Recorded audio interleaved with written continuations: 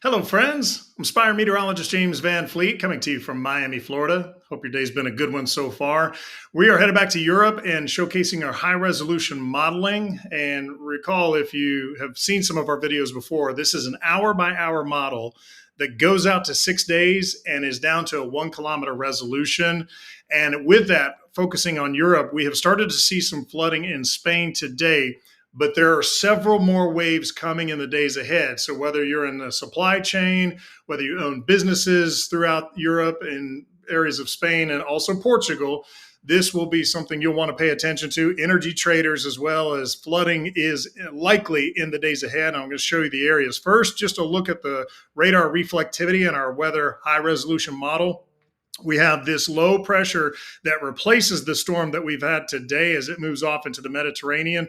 Look at that classic comma shape there for a strong low pressure system, bringing a lot of rainfall to Portugal. I'm going to show you the amounts in a moment and how easy it is to work with our Cirrus solution and our high resolution model. But first, just playing this out, you can see behind that wave, there's another one coming late Thursday into southern Portugal, more coming into northern central Portugal and northwest Spain as we get into Friday in midday. And then here come a couple more waves late Friday and into Saturday before the whole event's done. So as I mentioned, if there's a couple ways to really visualize this data. So I pulled up the total precip, but sometimes rainfall events are actually higher than what our scale goes. But you can customize this on the fly. I'm going to do that for you and show you just how easy it is. So I'll go up here to my total precip. We've got the color fill filled in, and I can raise my max values right now at 254 millimeters.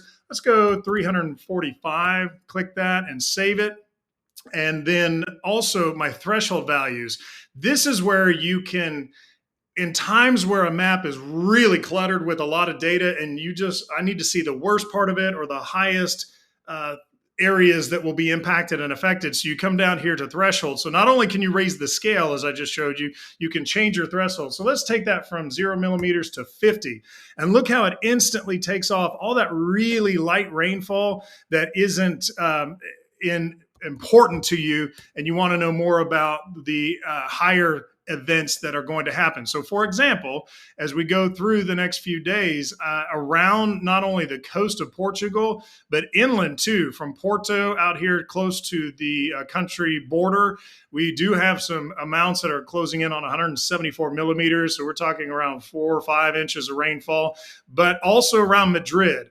We are anticipating a lot of flooding possible, not just on the coast of the far eastern Atlantic and on the coast of Portugal and Spain, but also in the desert areas where a little bit of rainfall can quickly cause flash flooding. And this is more over the weekend, but as we roll this out, you can see the amounts are well over 225 millimeters and climbing as we get into early Sunday and on into late Sunday and Monday, where we're close to 250 millimeters here between Madrid and Guarda. And this is going to be likely some significant flooding that'll be west of Madrid and also to the north. That does look to impact with runoff portions of Madrid Metro. And as I said, over here in Portugal too, we have a lot of really high rainfall amounts here to the southeast of Porto and just to the southeast of Vigo, where we're looking at about 200 millimeters of rain in Vigo, Spain. And around Lisbon, for example, too, we are right now looking pretty fortunate that the worst stuff is just offshore. But you can see around the city of Lisbon as we get through the weekend, we're closing in on 100 millimeters of rainfall. So you can see just that easily, I can take the data off that might clutter things or just be a little distracting when you want to look at the most adverse conditions and just how fast and easy that is to make those changes when you have access to the high resolution model.